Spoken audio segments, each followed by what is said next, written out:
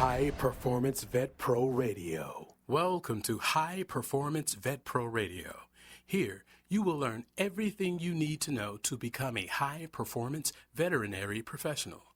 We will focus on optimizing your sleep, fitness, nutrition, mental performance, stress response, and work-life balance.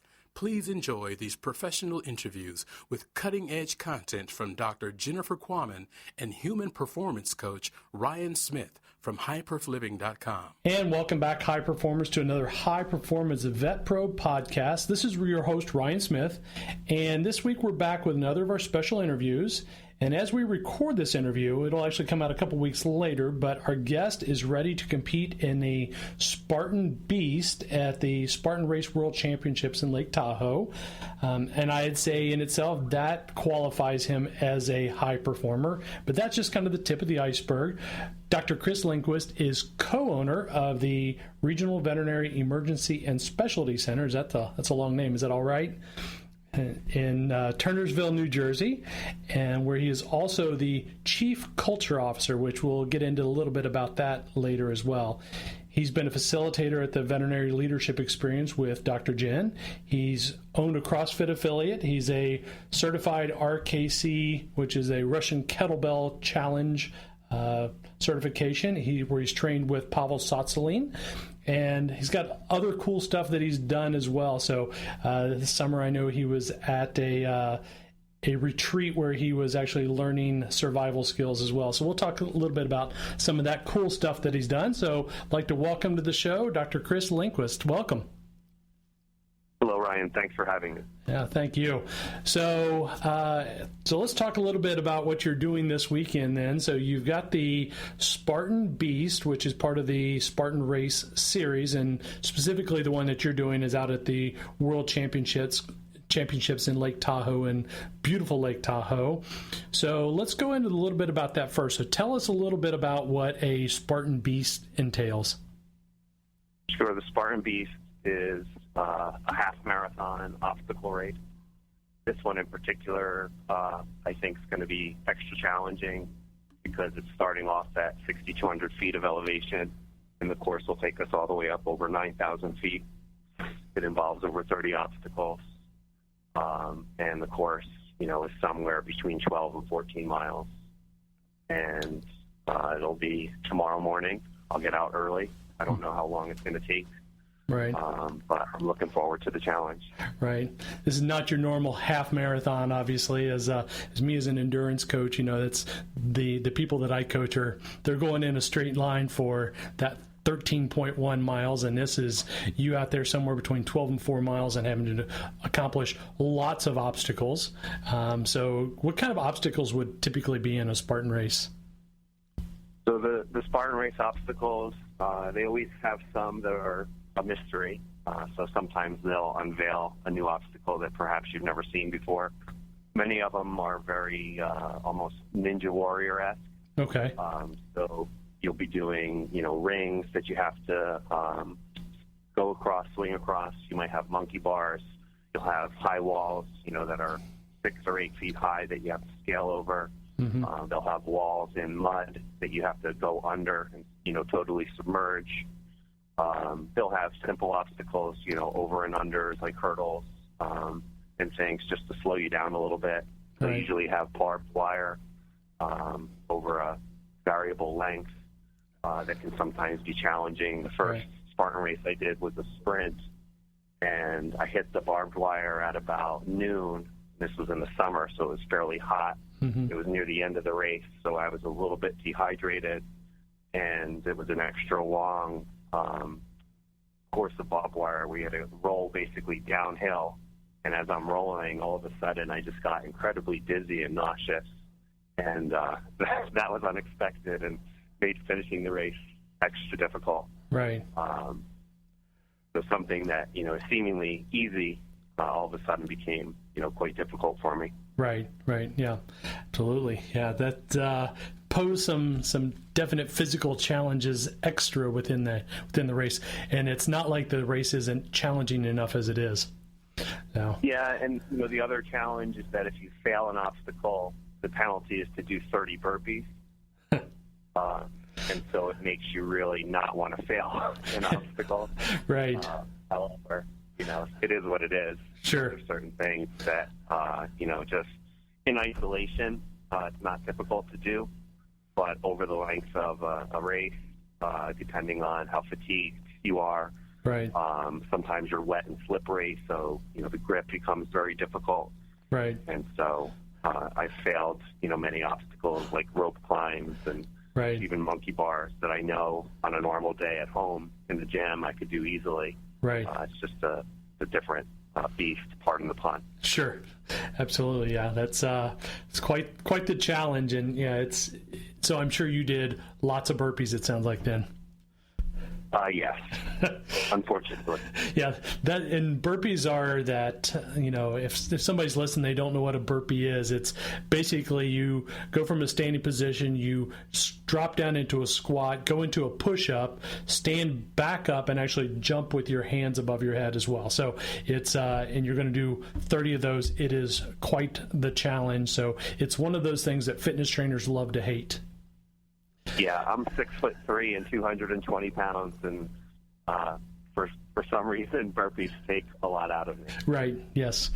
So yeah, it's not as bad whenever you're close to the ground, but exactly. It's a challenge for anybody though. But all right, so that's where you're at now. So let's kind of back up and go to kind of this whole part of the veterinary portion of everything that you do, and kind of go back to what kind of took you into veterinary medicine originally. Yeah, it's interesting. I can remember the day where I sort of solidified in my mind as a child when I wanted to pursue veterinary medicine, and it really was, watching a man from Oregon that came to my school in New Jersey, and he rehabilitated wild animals for a living. And he had all these birds, these raptors that he brought with him that he had rehabilitated, but for one reason or another, they had an injury of some kind that prevented them from being released back into the wild. So we used them for these educational programs. Mm-hmm. And it just struck me that here was a wonderful thing, being able to help animals that can't help themselves and to be able to make a living doing it. Right. I thought that would be a noble pursuit. Very cool. So that was basically 7th grade. So I set my sights on whatever it was that I needed to do educationally to become a veterinarian, and didn't look back. That's pretty cool. So, most kids that are 7th grade don't really know what they want to become. They don't have that focus. And obviously getting into vet school is a challenge in itself, but to be able to kind of at that age and to continue on that through all the way to getting into vet school, and obviously which is a big challenge, as we talked about, and we've talked about before on the show. It's, it's not the easiest thing to get into. But to have that singular focus is a pretty cool thing. And I think that's pretty common along a lot of veterinarians as well. They kind of knew what they wanted to do, and they wanted to they'll do anything to get into that profession. Yeah, it was interesting. I was very good at math and science. My parents said I should really look for a career that I would enjoy doing because I would spend a lot of my life doing it. Mm-hmm. So those words kind of rang true with me, and the math and science part just kind of made it less challenging for me to do what I needed to do from a prerequisite standpoint in college to get into veterinary school. I played football at Colgate University as an undergraduate, and that I think also, showed a balance between, being able to perform academically while maintaining other interests, made me, appealing to a lot of the admission staff at a variety of different schools. Sure. Yeah. And I think that's one of those common things I think that we see with veterinarians as well, is that they tend to be a lot of them come from an athletic background. Not all of them, but a lot of them do. So they competed in sports, and then they were kind of this really driven person. But, to be able to play a collegiate sport as well as, to maintain your grades is, a lot of times you hear about collegiate athletes are not always doing the best in school. And then, but from somebody like yourself, you kind of took both of them to heart. Yeah, it's kind of funny. I remember a day where we were talking about grades and grade point averages, and mine was quite high in college, and a lot of the guys on the football team didn't have such a high average. And they were commenting on how smart I was because I went to class every day. That's funny. I was like, that's a pretty low bar. All you have to do is show up. Right. Yes. Too funny.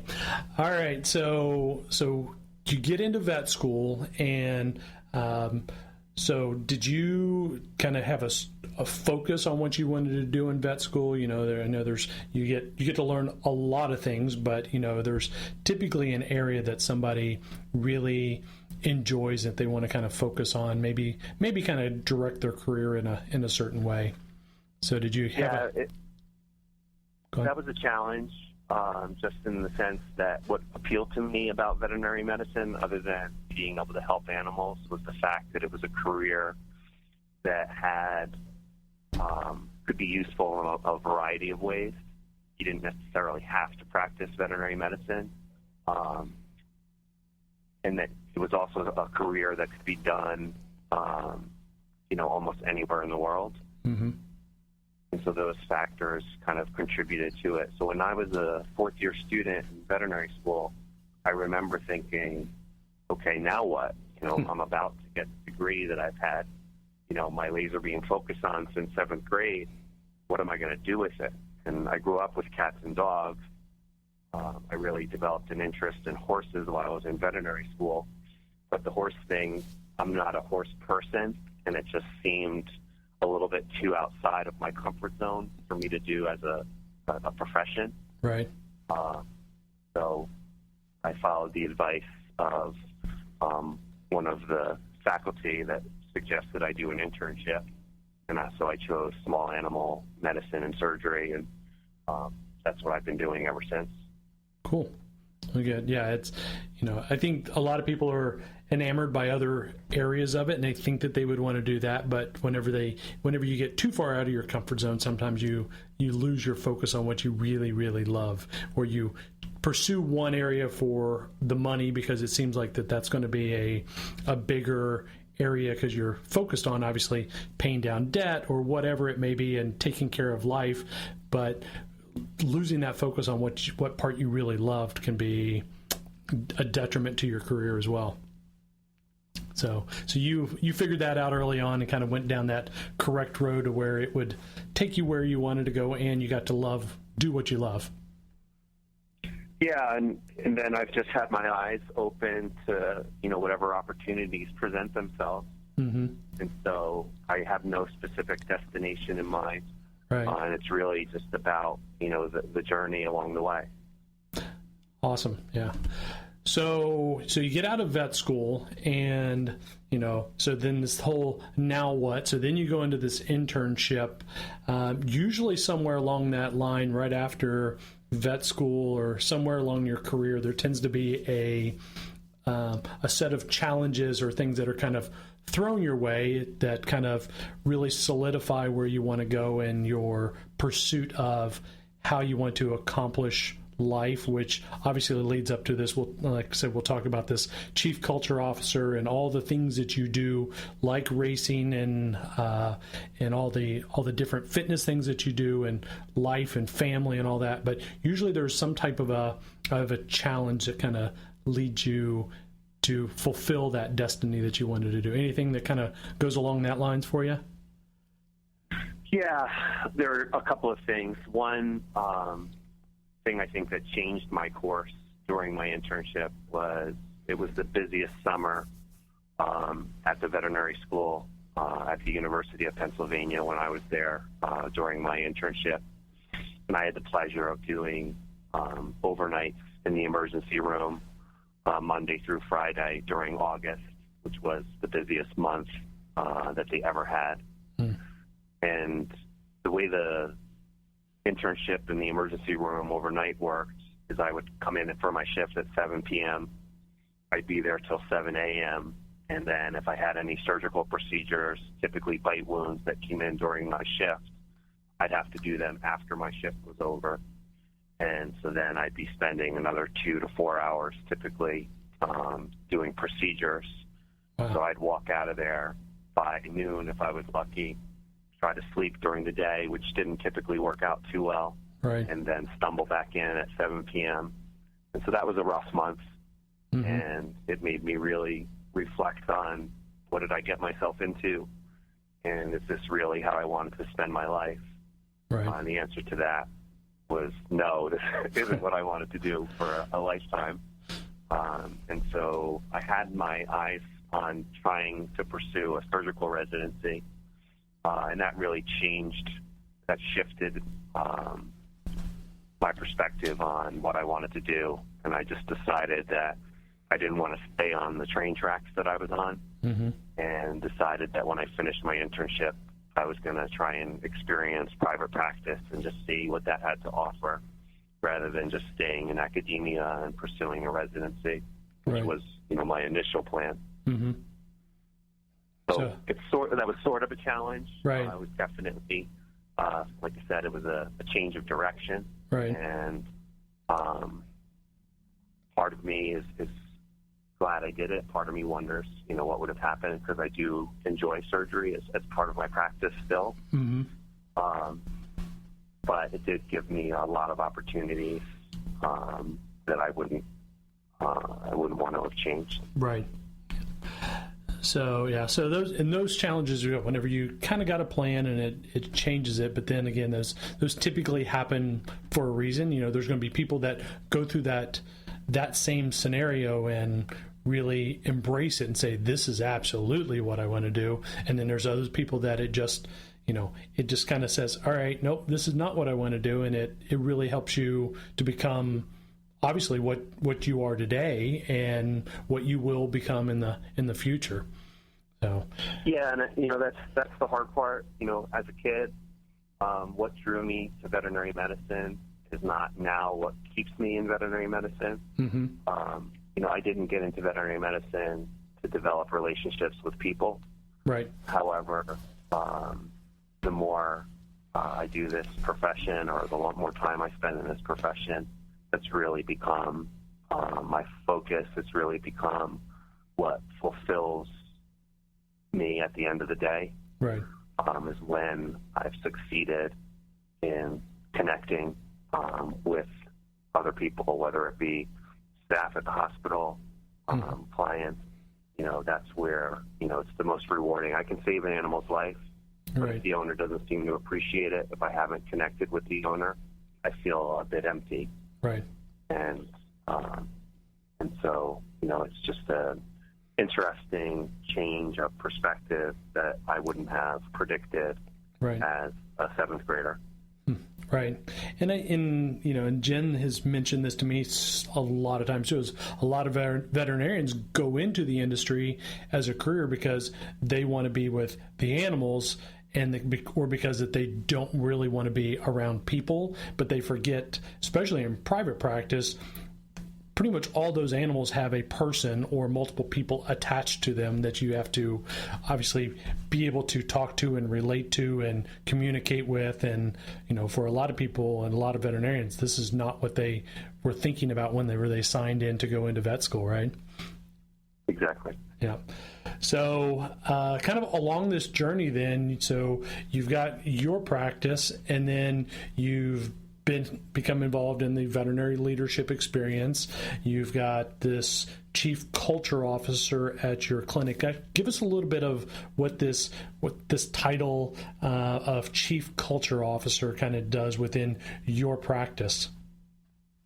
Sure. The title was born out of a conference where I co-own the hospital, so I'm a 50% owner. So Dr. Bill Griffin and I are partners in the business. We were classmates at Penn. We also did the small animal rotating internship together. Okay. And so we were kind of in the foxhole together during the internship, and that bonded us in a way that I think is very similar to going to war. And we decided to look for a practice together. And our practice is in New Jersey, which isn't necessarily where either of us planned on having a practice. We both live in Pennsylvania. But it was a great place to grow a business. And so we've been very fortunate. And it was probably about 6 years ago, we went to a veterinary specialist in private practice meeting out in San Diego. And I spent my time going to lectures about emotional intelligence and leadership and team building. And Bill spent his time going to lectures about budget and other things along those lines. And it just seemed obvious that kind of our interests, really what we were good at, were very different. Mm-hmm. And at that time, it just became clear to me that I'd really like to spend my energy working on the culture of the hospital, and he would spend his energy working on the real business and management aspects of the hospital. So out of that was born him being CEO mm-hmm. and me being, CCO right. as a cultural officer. It gives me the opportunity to really focus my energy on connecting with the staff. I have a weekly staff meeting with one of the departments, and during that time, I really try and work on empathy. I try and work on connecting with the staff members, but also opening their eyes to the opportunity that veterinary medicine holds, in the sense that we have people coming through our door every day asking for help. Mm-hmm. And those people sometimes are rude. Those people sometimes don't appreciate what we do. Sometimes they think we're only in it for the money. Right. But if you can look past that, there's an opportunity to make a real difference, not only in the life of an animal, but the life of the owner, but really, I think, in the world. So I take that lofty vision and just go at it day in and day out. And over time, it's been fascinating just to see people grow as human beings and see the impact that has on the hospital and our ability to provide quality medicine and customer service. Right. Yeah, it's a great way. I mean, just developing that whole, again, doing whatever you can to help people and to meet them where they are versus having them meet you where you are, right? Yeah, exactly. And, I always ask people, if somebody's being rude to you, maybe just step back and think, what would have to have happened to that person to act that way? Mm-hmm. And in some cases, it's something that occurred in their life long ago. In other cases, it's something more immediate. And it's amazing the things you find out sometimes, if you dig into it. We had a client recently, his house burned to the ground. And at the same time, his dog was coming in for smoke inhalation, and we didn't know how serious the problem would be. Right. And unbeknownst to us, besides all of that, his wife had been diagnosed with breast cancer. Yeah. And so, he's looking at losing his house, possibly losing his wife. The last thing he wanted to hear is that he was going to lose his dog. Unfortunately, he didn't, but he was very on edge. And anything that, suggested his dog might be sick really just sent him through the roof. Right. Yeah. And in hindsight, it was very easy to see why he might have been on edge and acting the way that he was. But in the moment, it was a little difficult. Right. Yep. And that the staff, whenever they're whenever they're put under, well, we call it stress, but we talk about a lot in our talks where it's actually stress is threat. So it's a perceived threat whenever somebody's mad at you, and you basically, you go into your fight or flight, and it's you're going to respond, in a certain way, or typically you react versus respond. And it's whenever you can teach somebody and you can have them where they can calm down and they can think about, this other person coming at it from their standpoint versus their own, where they're under threat. They're usually that other person is stressed or under threat from something else as well. And it makes whenever you can teach the staff to think that way versus, hey, they're coming at me. It's very rarely ever personal that they're coming after you. Yeah, and that's the beauty of the ability to just pause for a moment. With any stimulus, like you said, there's a opportunity to respond. Mm-hmm. And if you can just pause and rather than react, find that freedom to choose mm-hmm. how you want to handle that moment, it can be a very powerful and beautiful thing. Right.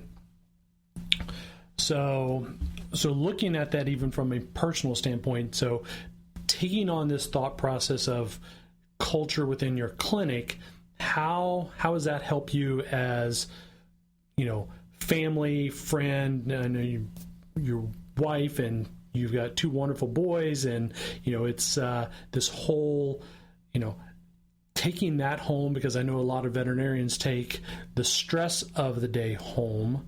How does changing that whole culture and everything help you to build, I guess, that work-life balance? I don't ever call it work-life balance. I call it work-life choices, because there's always a choice of it's going to be work or it's going to be family, and there's a consequence to both of them. But being able to build that relationship in both of them and have them, you get to be who you are during the whole time. How does that work between you and family and all the different things that you get to do? Yeah, so, it's always a challenge.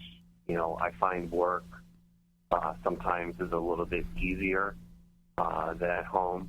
Home's got its own unique perspectives mm-hmm. And challenges. My youngest son is on the autism spectrum. So when he was very young, before we had an official diagnosis, it was just, a challenge having 2 young children, the youngest of which has sensory issues and doesn't necessarily respond rationally mm-hmm. To things. So that in itself was a challenge, and that puts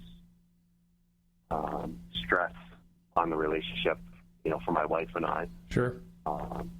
To work through that, like you said, plus just dealing with the stresses we both work. Right. To deal with the stresses of our professional lives. Right.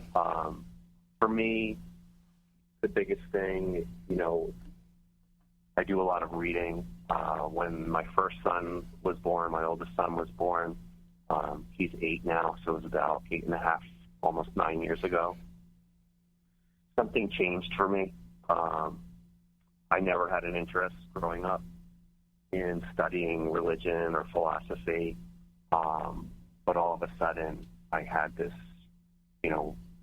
intense desire to read and to learn. And my commute from Pennsylvania to New Jersey is typically about an hour and a half one way. Okay. And so for about 2 years, I was so, and this was before kids, I was so focused on just working that I was really spending all of my time either at work or in the car. And there was about 2 years where I was very physically inactive and unhealthy. I would drink beer at the end of the day just to relieve some of that stress. Mm-hmm. And I just found myself very in poor condition. My son was born, and I just looked at myself and said, if you want to be physically active, as this boy gets older, you need to change something. And there was a switch thrown there. And that's where I found kettlebells mm-hmm. and got into kettlebell training. I went down the instructor route. Not that I wanted to instruct others, but I just wanted to know that I was doing it well And if my son showed an interest, that I had the confidence and ability to help him.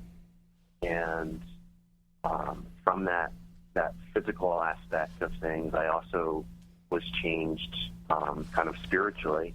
Like I said, I just developed this interest in things that I never had before, and really just opened my mind to different ways of looking at the world. That's where my interest in connecting with people really came from.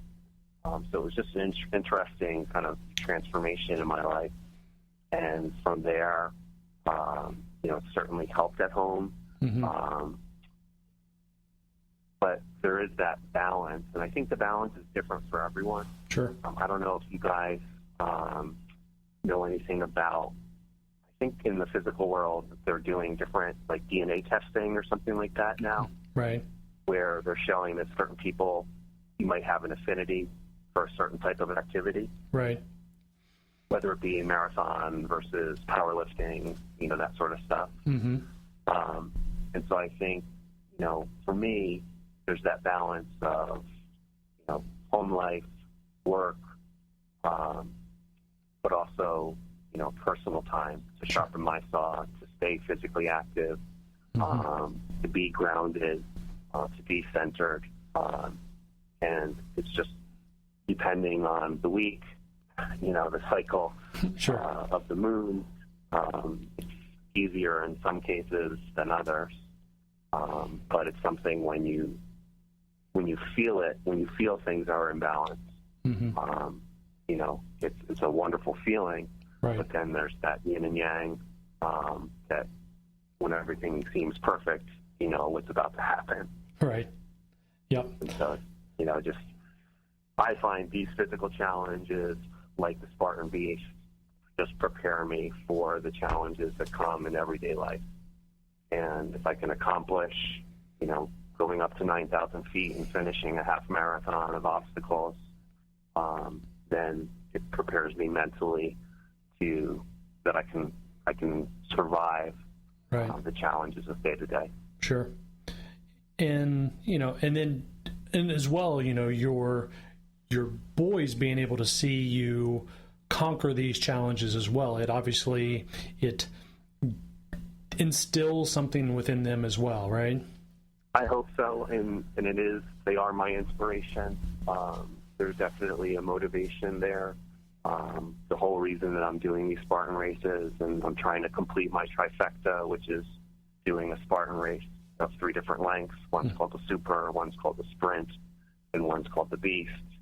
And doing all of those in a year, in the Spartan world, they call it a trifecta, and you get a third of a medal when you complete each race, and then they all click together to form this big trifecta medal. Cool. And when my boys saw that, they were like, "Daddy, do you think you can get the whole thing?"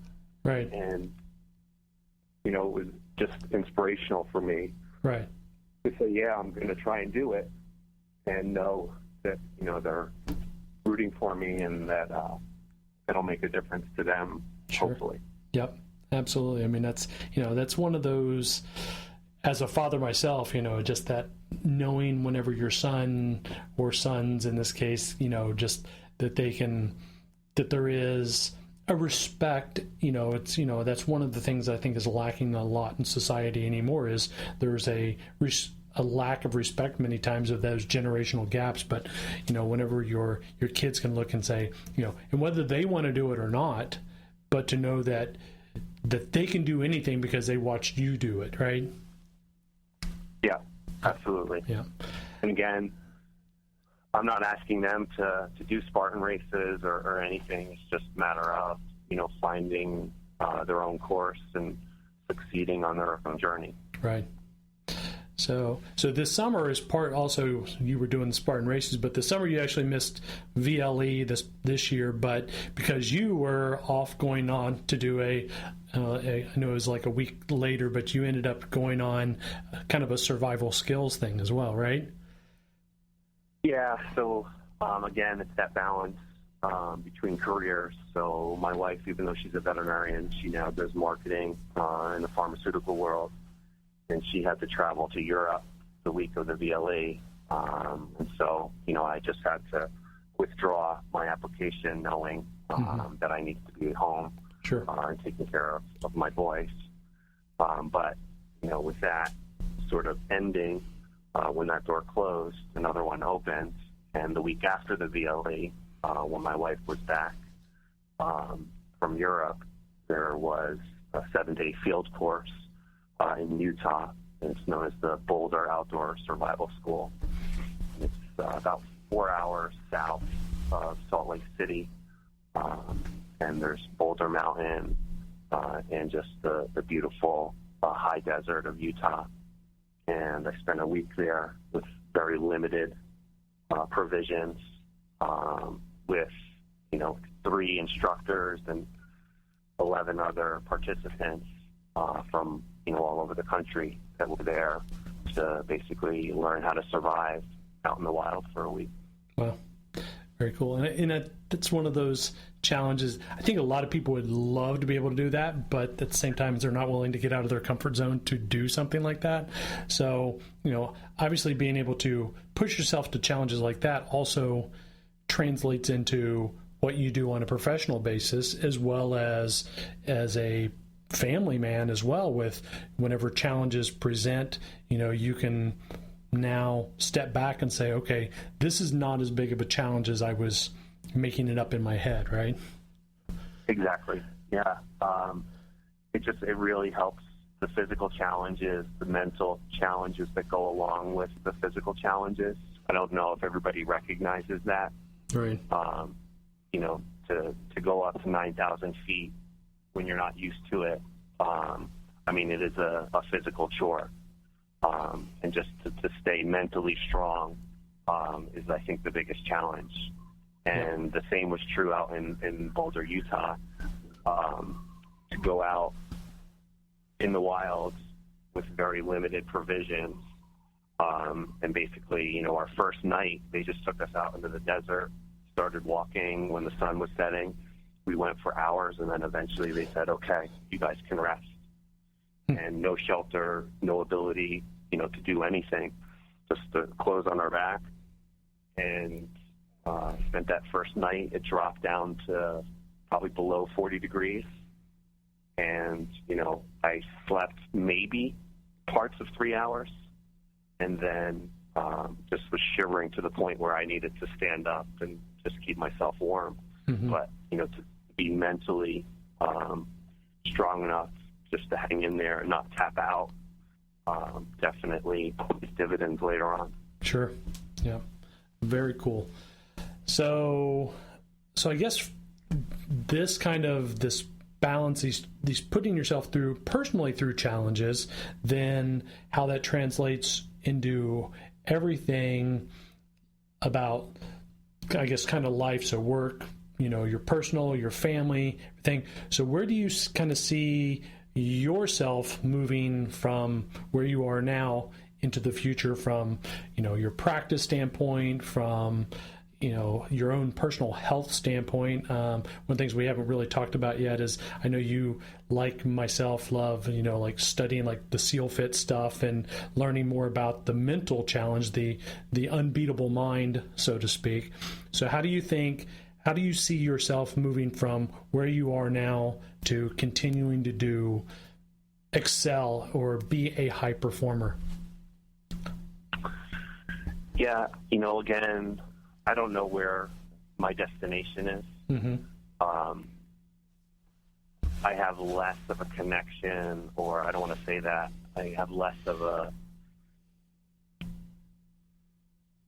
definitive bond with veterinary medicine now. Mm-hmm. I feel like I'm open to the world in so many different ways. Right. And again, my focus is just helping the people that I work with be better human beings, mm-hmm. and have that impact on the world. And the veterinary world or the profession is a great place to do that. Right. But I think I could also do it elsewhere or doing something else. Mm-hmm. Again, that was part of the reason why I had founded a CrossFit gym. my brother was out of work at the time, and it was something that we could do together. And knowing that, my youngest son was on the autism spectrum, and what his journey would be, and I thought it might be an opportunity, for him to develop an interest. And the SEAL Fit training, again, it's that idea of just pushing yourself mentally and physically. And it's just something very powerful to that. Right. And so it's looking to see, how is it that I can get myself into the best condition that I can, whether it be, mental, physical, spiritual, there's all of those aspects to each of us. And I really enjoy helping people, and it's just this back and forth. The more I help myself, the more I'm able to help others. Right. And it's, this circle, this kind of merry-go-round, and being able to do something like I'm doing right now in Tahoe, and again, for myself, but also for my children, for the people that I work with, right. And just seeing, that powerful connection. It's really, I think, just moving along the journey, seeing what the next opportunity is. Where's this path lead to? Right. And I don't know. It was cool yesterday. I went on a kind of a medium hike up to about 8,200 foot elevation. It was about 10 miles long, 5 miles out back. And I didn't know where I was headed. I just, knew there was a trail, the place I had originally wanted to hike. The trail was closed. It was pouring rain, but it was a beautiful day. Right. And, you could argue, hiking vigorously and pouring rain. I mean, it got to the point where I turned around because my hands were almost frozen. Right. In the 40s. I wasn't prepared, to be out on a super long hike as far as what I was wearing and stuff. But it was great, and it's just, can you embrace the challenges that come your way, whether it be a quote-unquote good thing or a quote-unquote bad thing. Right. I just try and see everything as a challenge and try and stay steadfast, through the good, through the highs and the lows. Right. And, I don't know where that's going to lead. Right. I don't know if it's going to be evolving veterinary medicine. I have the potential opportunity to work with other hospitals. But again, I'm just not sure what's the right answer. And for now, I'm just kind of sitting back a little bit, right, and letting things unfold a little bit more. Yeah, enjoying the journey, as you said. Exactly. Yeah. And I think and kind of what Jen and I do with our business is in a different way, the same thing what you do, because her thought process is, with what we do here is if we can help veterinarians, she knows how many patients she can see on a daily basis, but if she can impact the lives of veterinarians so that they can live a better life, then it's multiplicative of the number of animals that she actually has the ability to help by helping the people that help them. So it's that same kind of thought process that if you have the ability to help people, it's not just the animals that you're helping, but you're just multiplying that out from your own energy, so to speak. Yeah, and that's the ripple effect. Right. That's dropping a pebble in the water and just not knowing how far out those ripples are going to reach. Sure. Well, cool. Well, yeah. So that's kind of I wanted to get that gist. I love when people get to tell their stories, because that's where other people find their inspiration. We are a storytelling species. We're the only one that can really tell those stories, and that's how we've communicated for thousands of years. And people can find their inspiration in that. So that's what I'm glad that you took the time to kind of share your story and your challenges and everything else about life, so that obviously your life is not going to be the same as somebody else, but that just may spark something for somebody else in their life. So we've got one more question here for you, and this is the question we ask everybody at the end of the podcast. And what is your definition of a high performer? It's not just in business or in life, just kind of that, what somebody does to take their life to the next level. What would you call, or what would you consider a high performer? So a high performer to me is someone that can find themselves, and then, it's like the entering the temple at Delphi, know thyself. Mm-hmm. And so to have spent the time